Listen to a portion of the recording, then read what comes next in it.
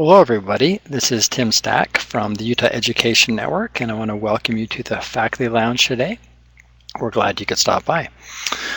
Today we have Jared Covili from the Professional Development Department here at UEN, who's going to share with us a really interesting tool, and you can see it's called Thinglink.com, interesting web-based tool.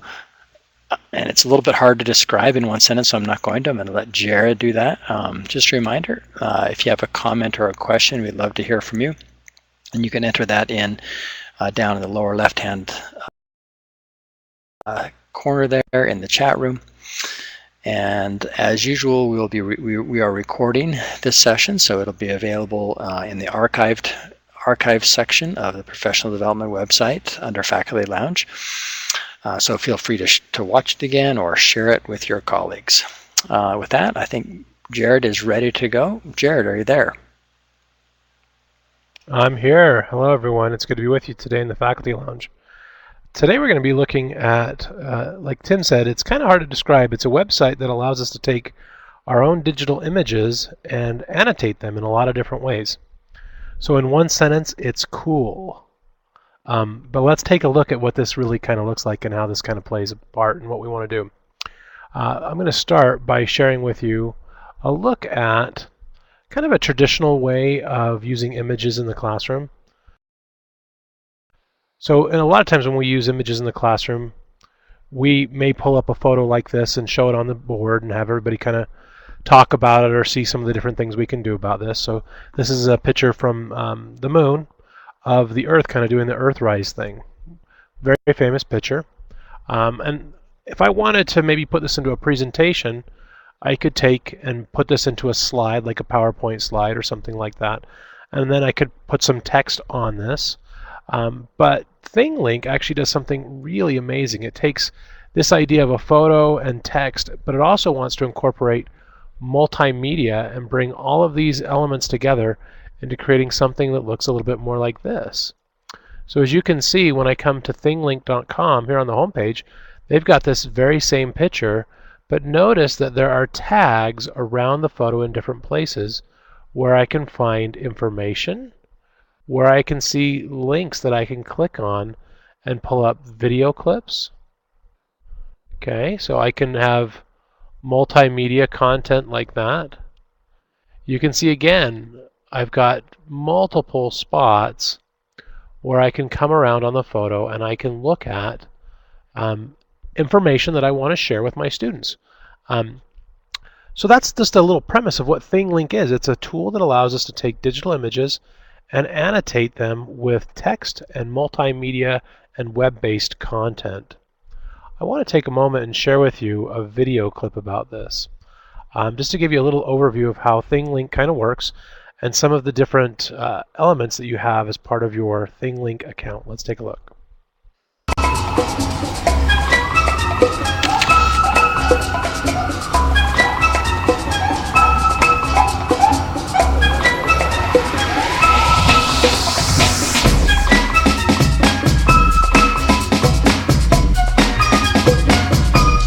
Zooby zooby zoo, zooby zooby zoo. Zooby zooby zoo, zooby zoo, zooby zoo means that I love you.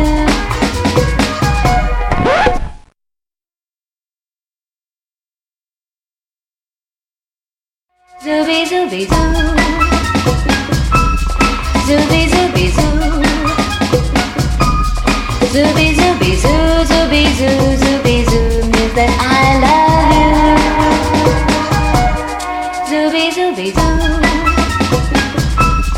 Zooby zooby zoo, zooby zooby zoo, zooby zoo, zooby zoo means that I love you. Zooby zooby zoo, zooby zoo, zooby zoo means that I love you. Zooby zooby zoo. So as you saw in our little video clip there, some amazing multimedia that we could pull in as part of our little Thinglink annotation here. We could pull in audio, we could pull in music there, which I thought was really cool to see how they took that song and were playing it in the background of the video and then immediately pulled it in and kind of played it in as part of the little project. Now I'm going to go to thinglink.com, and one thing I want to point out to you here is as I come to Thinglink, they have a section here called Thinglink for Education. So this is free and you can use this as a teacher. I'm going to show you some of the benefits of doing this, but let's take a look at some examples of different ways that Thinglink's being used in education. So as you can see here, some people are taking images and then they're turning them into collages, and when you pull up the collage, you can use the annotation tool to describe each element in the collage. I think this is a fantastic idea here, where a lot of times we see kids that grab kind of it's an illustration or a chart, and they want to use, a lot of times the kids will annotate it verbally while they're sharing it with the class, but here we can actually take and we can embed that annotation as well. We can put that on to the different elements of the chart. A couple other examples.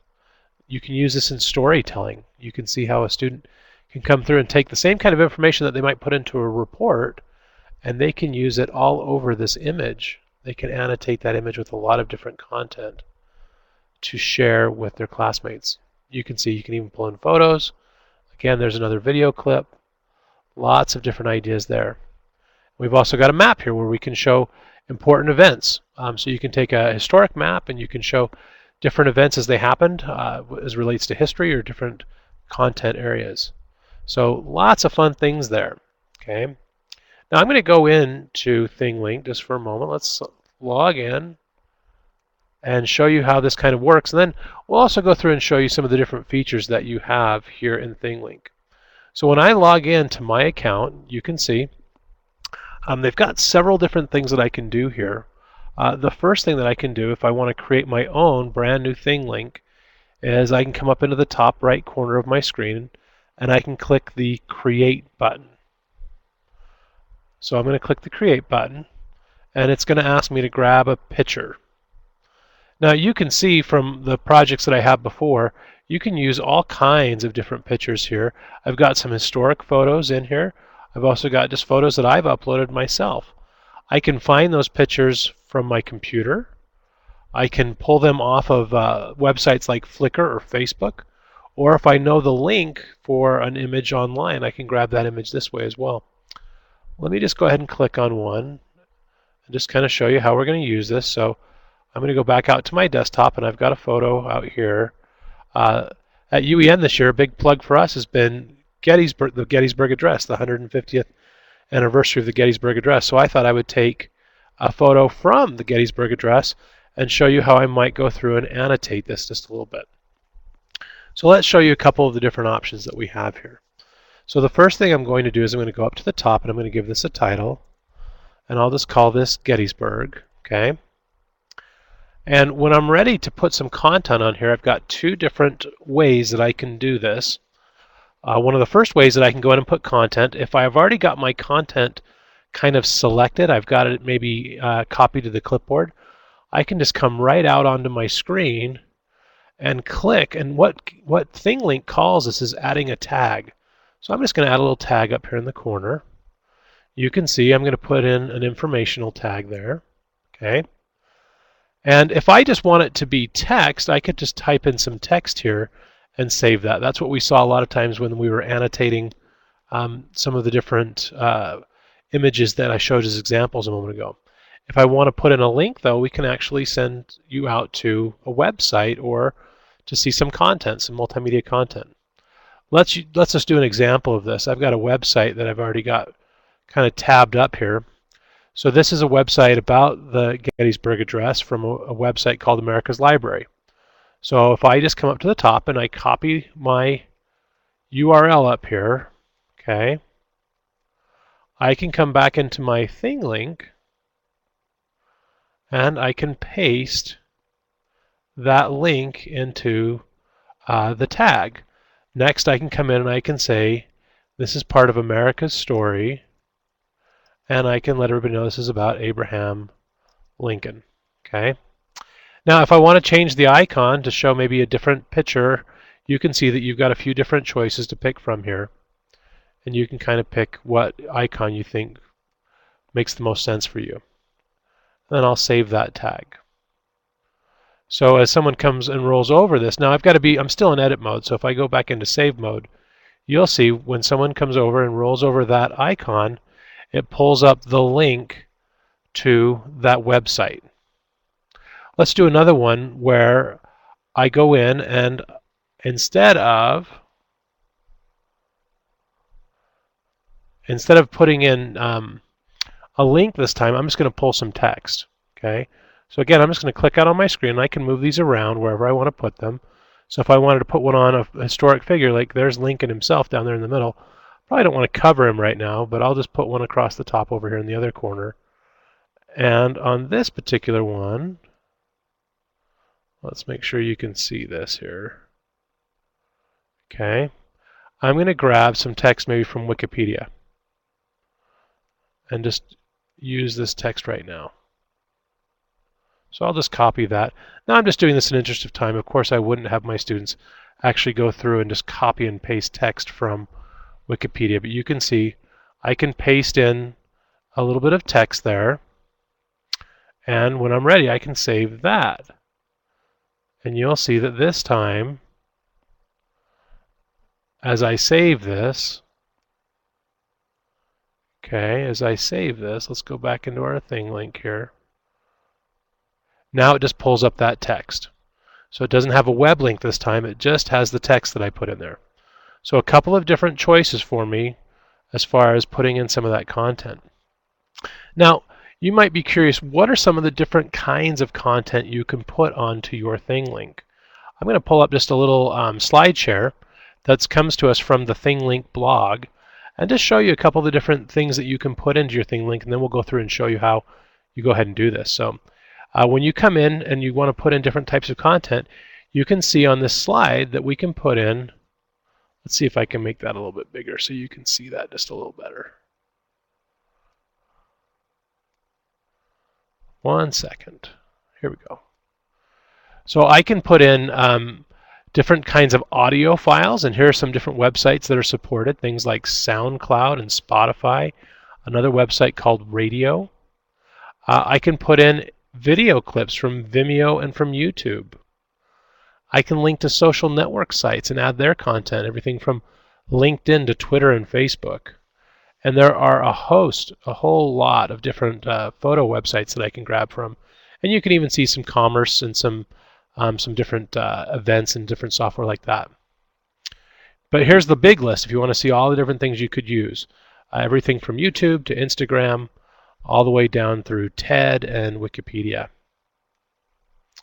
So here are just a couple of images that will show you what they look like. You can do a tag to another Thinglink presentation.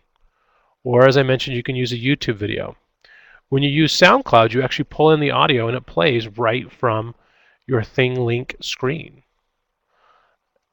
And you can see some of the rest. Let's go ahead and show you some of these. We can even put in our very own tweets, or an option for people to follow someone on Twitter. So another fun way to use social media as part of your Thinglink. Okay, lots of choices in there. So we'll show you a little bit more about that. Let's go back to Gettysburg and put in a few of these different things. I'm going to get back into my edit mode. Okay. And I'm going to go and grab a Twitter link real quick. I've got a Twitter link out here. So this one is to the Twitter account of Learn the Address from PBS. So PBS had a big campaign this year in order to get us to learn the Gettysburg Address. And if I wanted to put their website or their Twitter handle as part of my Thinglink account, you can see I'm just going to come up to the address. I'll copy this. And then as I come back into my Thinglink project here, I'm going to add a new tag. Maybe over here I'll add a new tag. And I'm going to paste in that address. And I'm going to tell everybody to follow PBS and the address. Okay, so I can save that in my project as well. Let's show a few more things that you can put in here. And I should show you that I can change this symbol at any time, right? So maybe instead of using, since this is Twitter, maybe instead of using the little circle icon, I can put something in there that's a little more colorful. And I can make it kind of the Twitter icon there. So you can see I can mix that up and you do some different things in there. Let's grab a couple others and share these with you. Let's take a photo from something like Flickr. So here I am, I'm on Flickr, and if I go to this particular photo, okay, I can load up this photo here. And here's a picture of Abraham Lincoln, maybe as he was getting ready for the Gettysburg Address, maybe a few days before the Gettysburg Address, and I'll just copy this link to that photo up in the address bar. And now I can come back into my Thinglink presentation, and I'll add another little tab here, little tag here in the middle. Now you can see it defaults back to the last icon, so I'm going to need to change that. And let's change it to maybe something that looks a little bit more like a photo. So we'll swap that out. And now we can paste in that photo address and give it a little bit of text. You know, we can say maybe this is Lincoln preparing for his address. Okay, and I'll save that tag. So notice all the interesting content that I can put onto my Thinglink. I want to show one more because I think this is one of my favorite parts, is pulling in some audio. So here's the website that I was mentioning a little bit ago. This is called SoundCloud, and this is where we can grab. I just did a quick search, and I found a clip of a reading of the Gettysburg Address. Same idea. I'm going to come up and copy that web address, and I'm going to come back into my project, and I'm going to put in that audio file. So we could maybe put in a little play symbol on this. And now we can paste that in there. Okay, and I can save that. Now, those are a lot of pre-populated websites and content that I already gone out and found. So you do have to be prepared, right, as you go out and want to annotate your image, that you've got to go out and find the content that you want. But you can also have students search for content right from Thinglink. Let's say we want to type in Lincoln over here and see what comes up. And lots of different content will pull in. Content coming from YouTube and from Amazon, from Wikipedia, from Vimeo. The more specific we are, obviously, the better chance we have. But here's the Lincoln trailer for the movie. Maybe I want to add that. So you can see I can grab that and I can pull it in and put that maybe down here in the corner and save that one as well. So I've got all kinds of different content. Now, as we finish this little project, I'm going to click on my sharing settings, and you can see by default our projects are public. I can change them to be unlisted, so if I don't want other people to see them, I can make them just something that I have to share the link for, right? I have to provide access for people to see them. If I do make them public, I could put them into the gallery where other people can see them and add content to them as well. So this is kind of a fun crowdsourcing project where we can get a lot of different people involved if I want to. For right now, I'll just leave it with the default settings, and I'll close that. And I'm going to go through and save my project. Okay, so now I've saved my project, and you can see as I go to any of those elements, if I roll over them, I can actually, you won't be able to hear this right now, but I can play the audio from my sound clip. I can pull up my Twitter handle and have people subscribe to follow that website. If I come down to the bottom here, I can go and click on the play the Lincoln trailer, and it pulls up YouTube and pulls in that trailer. So look at all that amazing multimedia and just text-based content that I can share as part of my Thinglink project. Now, that's completing one from scratch. In addition to you going out and completing these from scratch, you can also search and see what other people have put together. For example, if I want to look up and see what we have with the word education maybe as my search, you'll find all kinds of Thinglinks that people have already prepared. And I can go in, and because they're public, I can go in and look at any of these. Now, if I find one that I really want to remember, I've got an option here. Let me go back because I've already looked at this one before. Let's come in here and say Cool Tools for Tech-Savvy Schools. If I want to remember this one, I can come over in here, and this is kind of their favorite button in Thinglink. It's called Touch. So if I click on the Touch icon, it will kind of put that in my stream. Let's show you what I mean when I say that. If I come back to me across the top of my screen, you can see the different images that I've touched. Okay, and I can also follow different people, so I can come in and I can follow people who put up their objects, who put up their Thinglinks, and I can also get followers myself. Thanks, Tim. It's nice to have one person out there. So we got one follower in Tim. Now, what if I do a search and I find a public one, and they've enabled that button for public sharing? Let's see if we've got one here that's got some public sharing options. I saw one earlier today about penguins. Yeah, here's one right here. So you can see they've got some content in here. But if I want to work on this one myself, I can come over on the far right side of the screen and I can click the Remix button. And this will actually pull it into my account, and then I can alter the content and put in my own content. So that's one of the options here when you go in and you make yours public. People can pull your image and your content, and they can put that onto their version of the Thinglink. So it's not just your version anymore. Now it's kind of a shared one.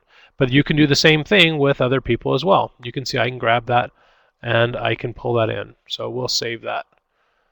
And we will close without tagging. We're not too worried about that. But now when I come into my account, you can see that that penguin option is in there as well. So kind of a fun little tool that we can play around with. The last couple things I have time to share with you, I want to show you a couple different things about working on this with students, as well as taking your Thinglink and sharing it with other people. What are your choices to put it onto your website or to share it through different social media outlets and different things like that? So one little thing you'll see when I'm logged into my teacher account, if I come up into the top right corner, I have a button up here for students. And as I come into students, I created my own class, and I've got a couple different ways that I can get students into my class. So here's my little class account, and I'm going to go in and register my students. Now, my two choices for doing this is I can manually put in some names. Let's put Tim into my class real quick. So if I say I want to put Tim Stack into my class, and I register him, it will, oh, I've already registered Tim. Let's register Rob then. Okay, so I'm going to register Rob for my class. And when I do this, it provides me with a login and a password for Rob. Now this is important. I'm basically creating an account that links him to mine. If he wants to break that link once class is over and not use his account shared with me as the teacher, he can do that in his personal settings. But while I'm in charge of this, you can see I have the login information for Rob. So when he goes to log in, I'm going to share this with him, and that will put him into my class. The other choice that I have, the other choice that I have is I can go into one of my groups and I can send email invitations. So if I know my students have already created Thinglink accounts, I can send them invitations to join my class by putting in their email address and sharing that with them. The nice thing when you have your students into a group with you is it's very easy for you to create a page where you can share all of your different Thinglinks with one another. So it doesn't have to be public on the web where everybody can see them. You can make them part of just the private group, and you can share them that way. This can also give you quick access if you want to have multiple students work on a Thinglink together by creating a class or a group. This is an easy, fast way that you can get multiple students to work on a project that they're doing kind of collaboratively. So that's part of the Thinglink for Education. And just remember, if you want to create a Thinglink for Education account, when you go to thinglink.com, down at the bottom, you'll see a little link that will ask you to go into the EDU section. Okay. Now, let me just grab my little Gettysburg Thinglink that I've been working on here. And I'm going to show you how I can put that onto my UEN page, or pretty much any website excuse me, that will allow me to embed and pull HTML code to embed will let me do this. So I'm going to come over onto my Gettysburg project. I'm going to click the share option, and you can see there are some shortcut buttons to share with all the social media networks. If you're using Edmodo, there's even an option to share it there. Okay, and we've talked about Edmodo in here in the past. But if I want to put this on my UEN page, I'm going to come down here and click on this embed code, and you can see I can resize that because that may be a little too big for my UEN page. So maybe I want to make this 300 pixels, right? And I'm going to copy that code now to my clipboard. Let's just make sure I got that. Okay. And I'm going to go out to my UEN page. Now I've already put one of my Thinglinks on my page. You can see all of the controls work in here. But let's add another one. So this one that we just copied. So I'm going to come in and add some page content to my UEN page. And to put these in, you have to use the messages portlet. It doesn't matter which one you use. Okay, and I'm going to grab and maybe pull that one into the other column here. And we'll call this Gettysburg. Okay, and now I'm ready to put this in, so I'm going to go into the edit mode on this portlet. And the big key to this is you have to use your HTML button so that you can just simply paste in that HTML code that we got from Thinglink. Now I'll update that, and I want to center that in the box. So I'll save that. And when I close this, it will take a moment for that to load, but you can see there's my content on my Thinglink. And all of those little multimedia things can pull up, and you can play them right from my website rather than going on to having to go to Thinglink or share the links or make them public or different things like that. So really a nice tool for us to use. And I hope you've seen during this half-hour little session of ours that you can really pull in all kinds of multimedia content. It's great for you to share a summary of something that you're teaching to your students, or a fun way to have your kids take a historic photo or some different things and put their thoughts and some of the multimedia content that they want to share into it. Very fun and free tool for you to use. So if you haven't seen this before, we've had a lot of fun here as we've kind of played with this over the last few weeks, and I hope you like this one too. I'll just look in the message board and see if there are any questions. I think we answered Justin's questions, so if there are no other questions, I'm going to turn it back over to Tim. All right, well, great, Jared. Thank you for that presentation. I think Thinglink is a useful tool to add to the collection of tools in your classroom. I think kids could easily use it to demonstrate their learning in a really fun and unique way. And I especially like the ability to set up that teacher account with the students coming into it, because that just makes managing those assignments and stuff so much easier. Okay, with that, guys, we're gonna wrap up for today. I was just looking for our schedule. Just pull that up here quick, so you can see what is up and coming the next couple of weeks. All right, so I want to just highlight things that are coming up. Next week, Mindy is going to be talking to us about a really interesting tool called Curriculate, and we've got Rob coming up with another nice web-based tool called TuneDo. And also, I just want you to be aware of, on April 3rd is the USET conference. So it's a Thursday and a Friday this year. We will not be having Faculty Lounge on that Thursday. So go to uset.org and check it out, and we would love to have you come to that educational technology conference. So hope to see you next week, and also hope to see you at the USET conference. Take care.